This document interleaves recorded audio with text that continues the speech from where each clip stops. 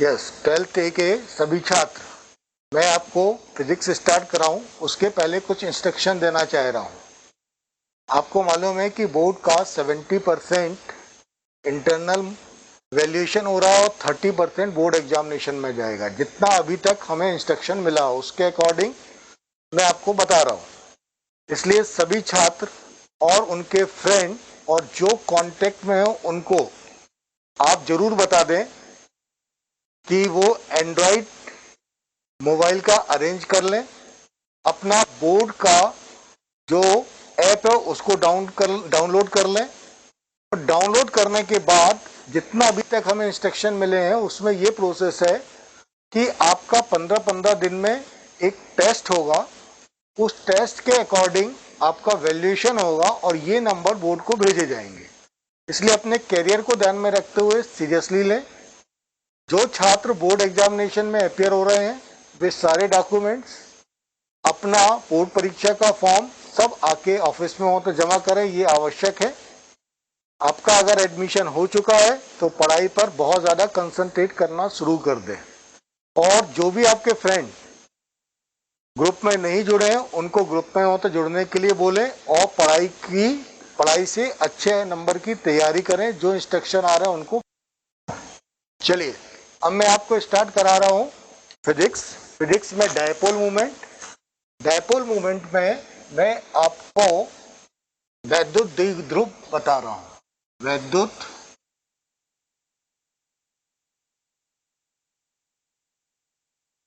द्विध्रुव।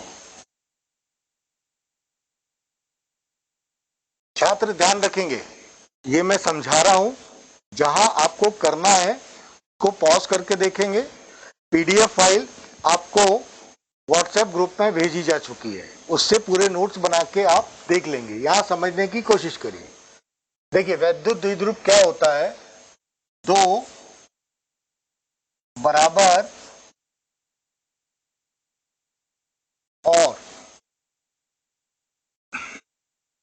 विपरीत आवेश जो अत्यंत सूक्ष्म दूरी पर हो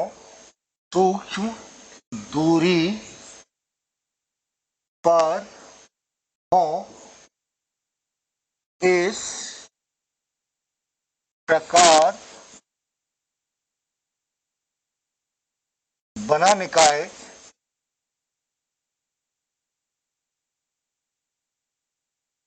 वैद्युत द्विध्रुव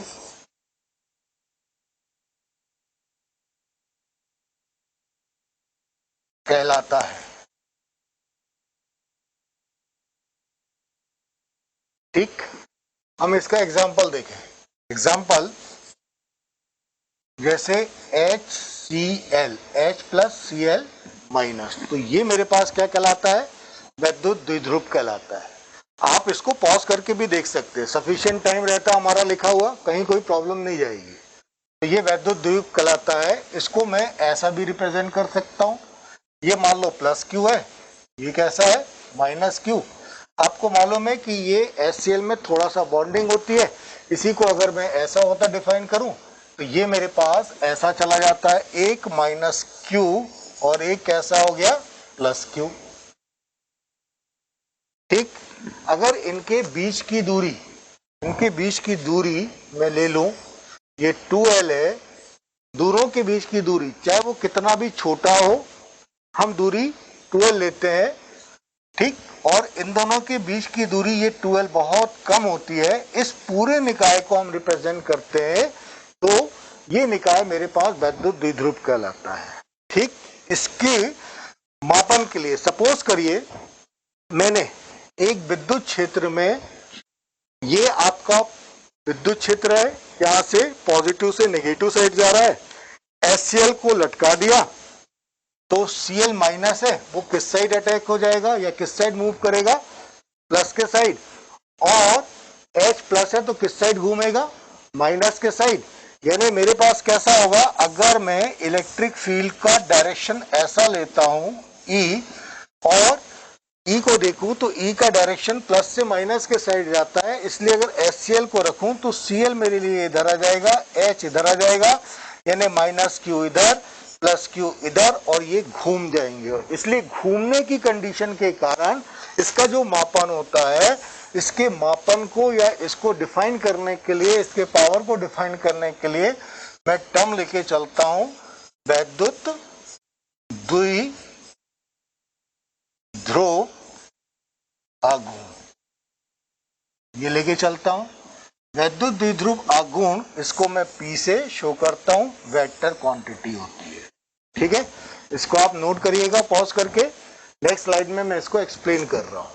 तो देखिए, अगर मैं इसको डिफाइन करूं तो मेरे पास ये चला जाता है वैद्युत द्विध्रुव आघूर्ण,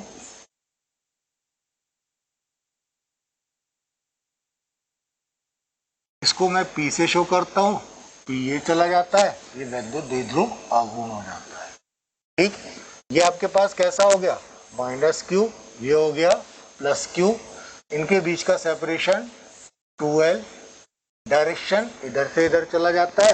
तो P हमने यहाँ पर डिफाइन कर लिया कि इसका पावर कितना है।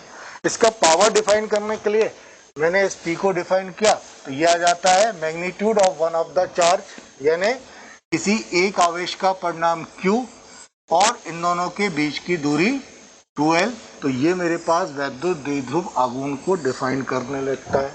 इसकी दिशा मेरे पास हमने फिक्स कर दी है कि अगर हम इसको इलेक्ट्रिक फील्ड या विद्युत क्षेत्र में हो तो लटकाएं तो ये माइनस से Q साइड अरेंज हो जाता है, इसलिए इसकी दिशा माइनस Q से प्लस Q की ओर होती है। ये मेरे पास इस वैद्युत द्विध्रुव की दिशा हो जाती है। अब आपको मालूम है कि इसकी दिशा माइनस Q से प्लस Q के साइड होती है, इसका मतलब है ये कैसी क्वांटिटी है, इसका वेक्टर क्वांटिटी है, यानी ये कैसा हो गया, सदिश राशि है।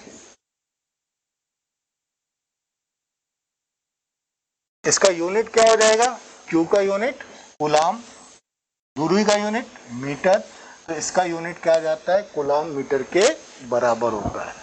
इसका मतलब क्या हो गया, अगर एक विद्युत क्षेत्र में एक वैद्युत द्विध्रुव को लटकाऊं तो ये माइनस से Q के साइड अरेंज हो जाता है, इसकी दिशा माइनस से प्लस के साइड होती है, वेक्टर क्वांटिटी होती है।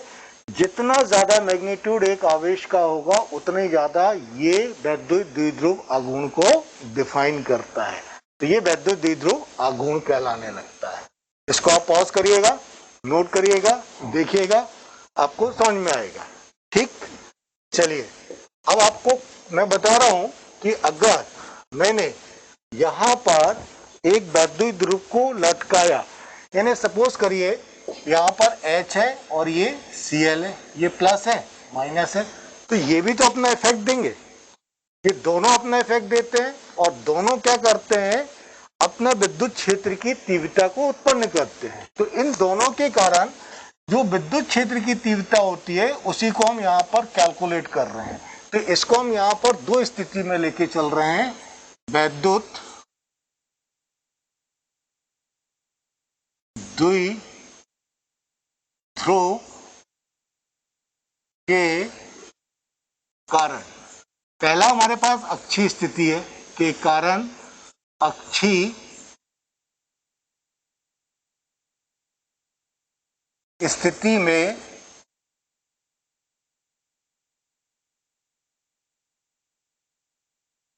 विद्युत क्षेत्र की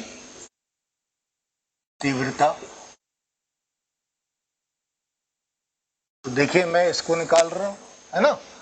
मैं इसको करने के लिए क्या करता हूं, यहां पर देखिए दो आवेश ले लेता हूं विद्युत ध्रुव का, एक माइनस Q और एक क्या ले लिया हमने, प्लस Q। इन दोनों के बीच की दूरी 2L मान ली। ठीक, इसका मिड पॉइंट O ले लिया। इसके मिड पॉइंट O से P दूरी पर स्थित एक बिंदु P पर विद्युत क्षेत्र की तीव्रता निकालना है। मैंने लास्ट के लेक्चर में आपको बताया था कि जिस बिंदु पर विद्युत क्षेत्र की तीव्रता निकालना है उस बिंदु पर आप क्या करिए, एकांक विद्युत धनावेश की कल्पना कर दीजिए। ठीक, तो ये हो गया आपके पास प्लस Q, यहाँ पर एकांक धनावेश रखा मैंने। और ध्यान रखिएगा इसकी जो भी दूरी नापूंगा वो मैं इसके मिड पॉइंट से नापता हूँ। मान लो ये दूरी R है, ये हो गया आपके पास L, ये हो गया L। तो मान लीजिए ये बिंदु P है, इस पे तीव्रता निकाल रहा हूं। तो जहां पर मेरे को विद्युत क्षेत्र की तीव्रता निकालना होती है वहां पर एकांक धनावेश की कल्पना करता हूं। तो प्लस Q, ये पॉइंट मैं क्या कर लेता हूं, A मान लेता हूं, ये वाला पॉइंट B मान लेता हूं जिसमें प्लस Q है। तो प्लस Q के कारण आपके पास विद्युत क्षेत्र की तीव्रता जो रहेगी, ये प्लस है, ये प्लस है, तो ये बाहर प्रतिकर्षित करेगा। इसको मैं EB से शो कर दे रहा हूं। ठीक, ये माइनस है, इस धनावेश को अपने साइड आकर्षित करेगा, तो इसके कारण विद्युत क्षेत्र की तीव्रता आपकी इधर पे आ जाएगी। तो ये हो जाएगी EA के इक्वल, ये चला गया। ठीक, क्लियर। तो मैं यहाँ पर EA और EB की वैल्यू को कैलकुलेट करना चाहता हूं। तो देखिए मैं EA और EB की वैल्यू को कैलकुलेट करूं तो देखिए आपके पास क्या हो गया, EB equal to plus Q, आवेश के कारण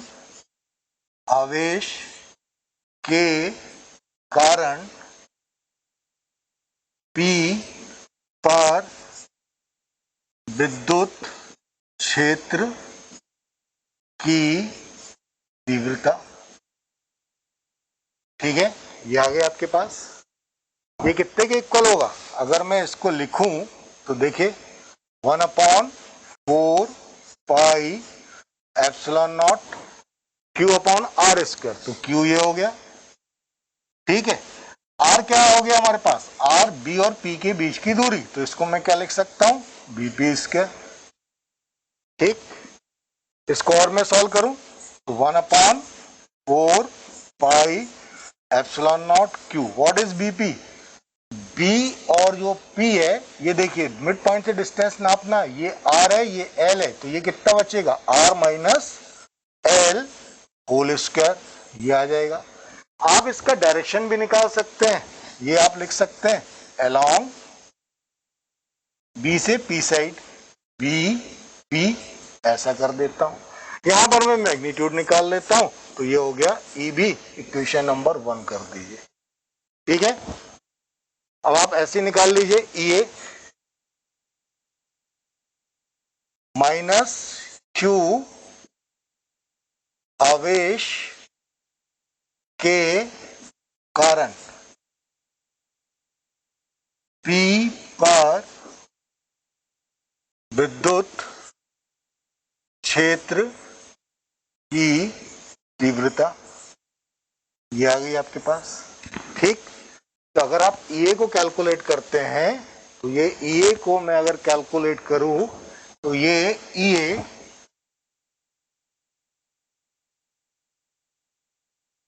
बराबर कितना जाएगा, 1/4 पाई एप्सिलॉन नॉट, आवेश का परिमाण लेते हैं तो ये हो गया Q, इन दोनों के बीच की दूरी कितने के इक्वल हो गई, BP स्क्वायर। आप चाहे तो डायरेक्शन कहां से ले लें, यहां से P से A डायरेक्शन में ले सकते हैं। मैं इसका परिणाम या मैग्नीट्यूड निकालूं तो ये EA हो गया 1/4 pi epsilon not Q, what is BP, AP sorry AP कितने के इक्वल हो गया, R प्लस L, तो that is equal to R plus L whole square, equation number 2 कर लीजिए। ठीक है, अब देखिए ये इधर जा रहा है, ये इधर जा रहा है, अब ये दूरी कैसी है, कम है, इसका मतलब है इसकी तीव्रता ज्यादा रहेगी, इसकी तीव्रता अधिक रहेगी। तो टोटल तीव्रता को अगर मैं कैलकुलेट करूं तो ये हो जाएगा EB minus EA, that is equal to this. अगर मैं इसका मैग्नीट्यूड निकालूं तो this equal to EB this minus EA this. तो E इक्वल टू मैं ऐसा लिख सकता हूं EB माइनस EA। ठीक, इसको आप पॉज करिएगा, या जो मैं आपको व्हाट्सएप पे पीडीपी फाइल भेजा हुआ हूं उससे भी आप नोट कर सकते हैं, लेकिन हमारी एडवाइस है कि इसको पॉज करिएगा, इसको नोट करिएगा, मच बेटर रहेगा।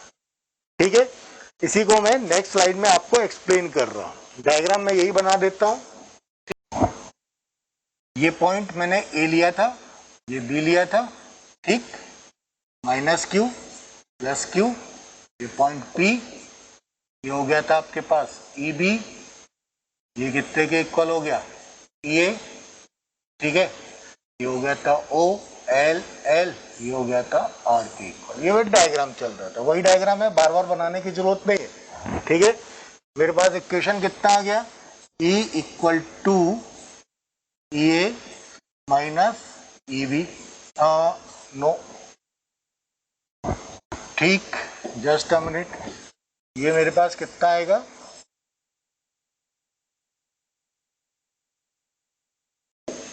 ये आएगा E B minus E A.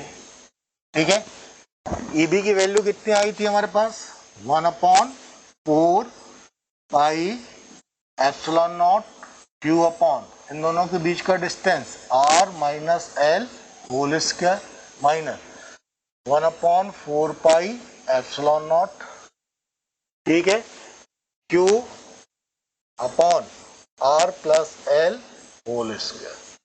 Clear, this is the value of with, है ना, ई की। अब आप क्या करिए, 1/4 पाई एप्सिलॉन नॉट को कॉमन ले लीजिए, क्यू को कॉमन ले लीजिए, एलसीएम कितना निकलेगा, r माइनस एल, हो जाएगा r plus L square square, ये कॉमन है, ये जाएगा, ये बचेगा r plus L whole square minus r minus L whole square, this, ठीक, now you can solve this, 1/4 pi epsilon not q, देखिए अगर आप ब्रैकेट ओपन करेंगे तो ये R square cancel, L square cancel, यहाँ कितना बचेगा 2RL, माइनस आएगा, ये minus minus plus 2RL upon ये कितना हो जाएगा R square minus L square, A plus B, A minus B का फॉर्मूला लगाया, होल स्क्वायर किया, तो ये आ गया आपके पास direct. Now E is equal to 1/4 pi epsilon not q, ये कितना हो गया 4RL upon R square minus L square whole square. ठीक, अब सभी लोग क्या करो, तुम लोग इसको पॉज करो, इसको नोट करो, मैं नेक्स्ट स्लाइड में आपको इसको कंटिन्यू कर रहा हूं।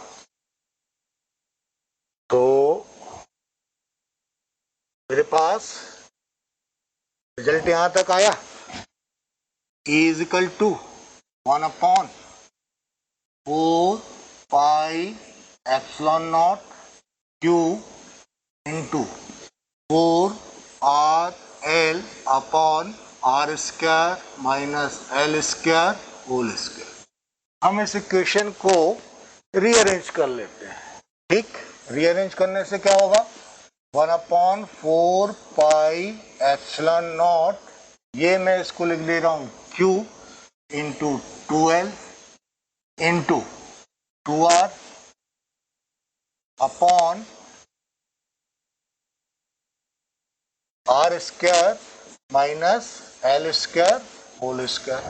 मैंने अभी क्या बताया, electric dipole movement P Q into 2L के इक्वल होता है, तो ये मेरे पास E इक्वल टू कितना आ जाएगा, 1/4 पाई एप्सिलॉन नॉट P, 2 यहाँ कर दिया, और ये हो गया R square minus L square whole square.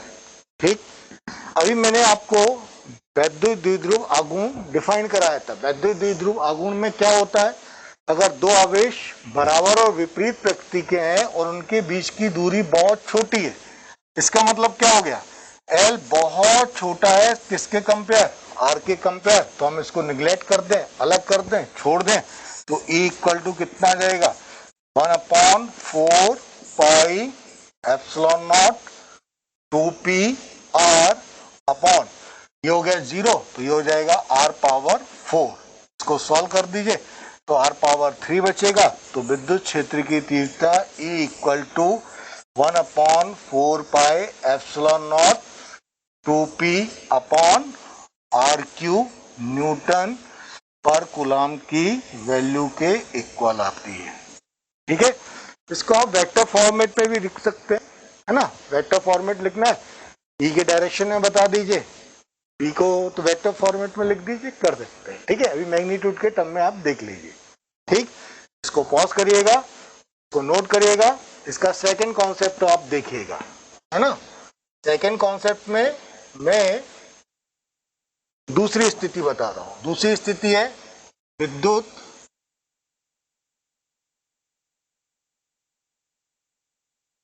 द्वि ध्रुव के कारण निरक्षीय स्थिति में, निरक्षीय स्थिति में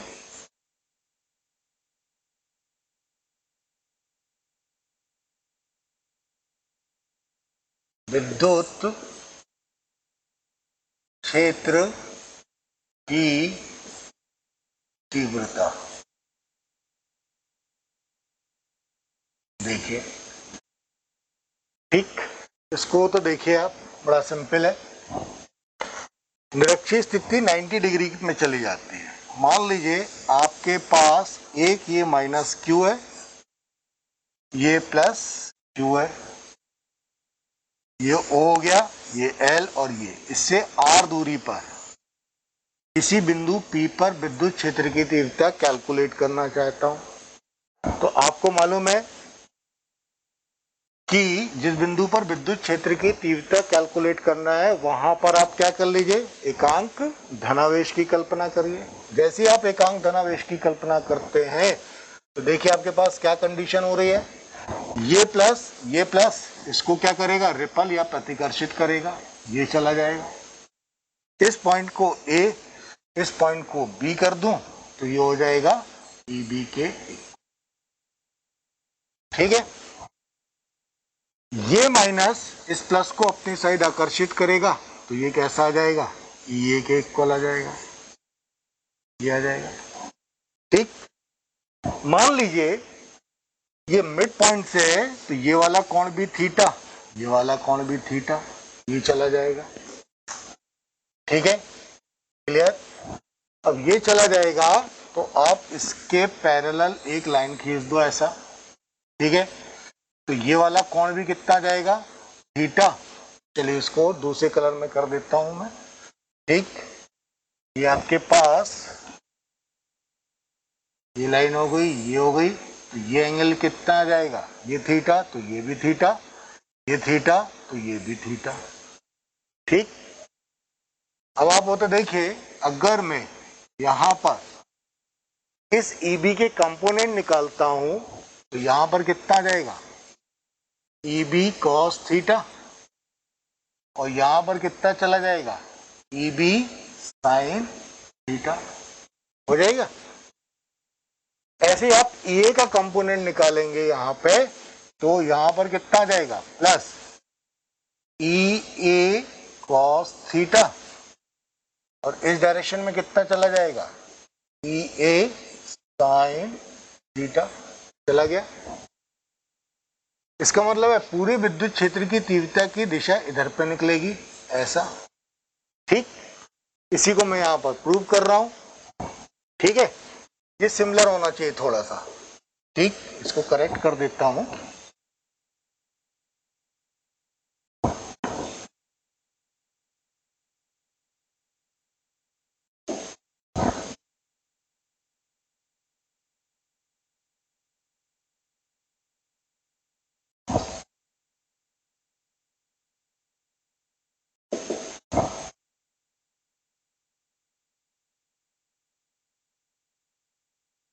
किया।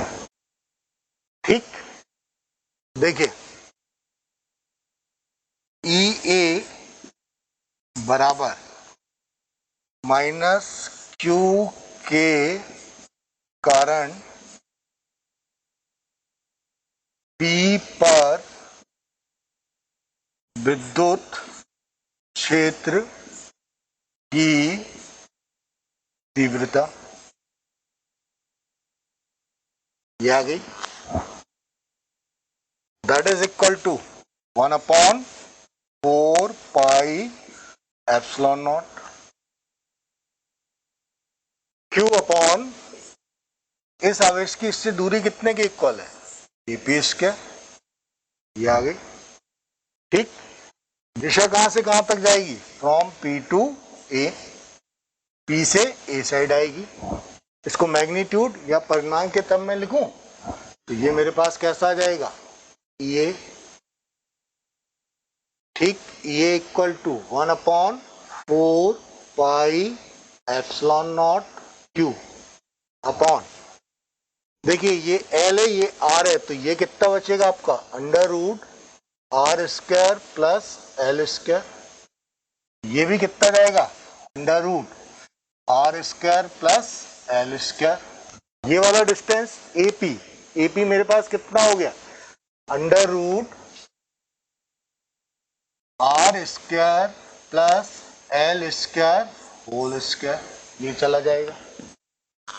ठीक, और सॉल्व कर लीजिए, तो ये equal to 1/4 pi epsilon not Q upon R square plus L square, equation number 1। ठीक, ऐसे आप ईवी निकाल लीजिए, इसके कारण EB equal to plus Q आवेश के कारण पी पर विद्युत क्षेत्र की तीव्रता। अगर मैं ईबी को निकालूं तो ईबी बराबर कितना होगा, 1/4 pi epsilon not Q plus Q है, इन दोनों के बीच की दूरी कितने के इक्वल हो गई, बीपी स्क्वायर, इसका डायरेक्शन कहां गया, बी से P side, B P direction. ठीक है, तो ये आप यहां पे पॉज करिए, तो देखो मेरे पास ई, ठीक, कितना निकला, 1/4 pi epsilon not Q upon R square plus L square, ऐसे ही ईबी भी आपका निकला 1/4 pi epsilon not Q upon R square plus L square. ठीक है, अब आप देखिए इससे क्या पता लगता है, ये तो डायरेक्शन है, मैं मैग्नीट्यूड निकाल लेता हूं। ठीक है, इसका मतलब क्या हो गया, ई ए बराबर ई बी, इन्हें ई ए का मैग्नीट्यूड और ई बी का मैग्नीट्यूड दोनों कैसे हैं, बराबर है, इसलिए इसके component E B sine theta और ई ए साइन थीटा एक दूसरे को क्या करेंगे, कैंसिल करेंगे, क्योंकि थीटा भी इक्वल है। तो मैं यहां पर क्या लिखूंगा, इसलिए E A sine theta and E B sine theta will cancel each other, एक दूसरे को समाप्त कर देंगे, एक दूसरे को समाप्त कर देंगे। ठीक है, एक दूसरे को समाप्त कर देंगे, इसलिए कुल तीव्रता कितने के इक्वल हो जाएगी, जो यहाँ पर cos थीटा के कंपोनेंट के टर्म में आएगा। ठीक, तो मैं यहाँ पर क्या करता हूं, इसलिए लिख देता हूं, इसलिए कुल तीव्रता E equal to EA cos theta plus EB cos theta, ये आ गया आपके पास। थीटा भी दोनों में इक्वल है, cos थीटा की कंपोनेंट का डायरेक्शन भी सेम है। अब ये दोनों का मैग्नीट्यूड या परिमाण भी इक्वल है, इसलिए EA और EB इक्वल होंगे। या तो इनको EA लिख दूं या EB लिख दूं, तो मैं क्या लिख सकता हूं, E equal to twice EA cos theta, ये कंडीशन आ जाएगी। E इक्वल टू 2, ये कितने के इक्वल होगा, 1/4 pi epsilon not Q upon R square plus L square, जो मैंने अभी आपको प्रीवियस स्लाइड में बताया था, इनटू cos थीटा। ये रिजल्ट आया, यहां तक आप नोट करिएगा। ठीक है, पॉज करके अच्छे से नोट कर देना। E कितने के इक्वल हो गया, 1/4 pi epsilon not Q upon R square plus L square into cos. आप cos थीटा यहाँ पे निकाल लीजिए किसी भी त्रिभुज में, चाहे आप त्रिभुज ये वाला ले लो चाहे ये ले लो। ठीक है, तो आपके पास क्या आ जाएगा, in triangle OPB cos theta कितने के इक्वल हो जाएगा, L upon under root R square plus L square, base upon hypotenuse, आधार बटे कर्ण cos थीटा, इसलिए E कितने के इक्वल हो जाएगा, 1/4 पाई एप्सिलॉन नॉट Q। ठीक, तो फॉर्मूले में ये यहाँ पे 2 भी आ रहा था। ठीक है, ये कितना जाएगा, ट्वाइस Q, ठीक, upon R square plus L square, cos theta की वैल्यू रखोगे under root R square plus L square. Solve कर लो इसको, और कैसा आएगा, E equal to 1/4 pi epsilon not Q into 2L, ये आ गया। R square plus L square root यानी पावर 1/2 और इसकी पावर 1, तो पूरे की पावर कितनी हो जाएगी, R square plus L square power 3/2, इसको आप लिख सकते हैं। वही कंडीशन P इक्वल टू कितना आ जाता है, Q इंटू 2L, और L R के कंपेयर बहुत छोटा होता है, तो E इक्वल टू ये कितना आ जाएगा, 1/4 पाई एप्सिलॉन नॉट, ये हो गया Q इंटू 2L, P के इक्वल, ये 0, एक R स्क्वायर कैंसिल, कितना बचेगा, RQ। देखिए मेरे पास क्या रिजल्ट आ गया, विद्युत क्षेत्र की तीव्रता निरक्षीय स्थिति में E equal to 1/4 pi epsilon nought P upon RQ newton पर कूलम। अब डायरेक्शन हो तो देखो, ये आपके पास P का डायरेक्शन है और E का डायरेक्शन यहाँ पर है, यानी दोनों एक दूसरे के कैसे होते हैं, अपोजिट होते हैं।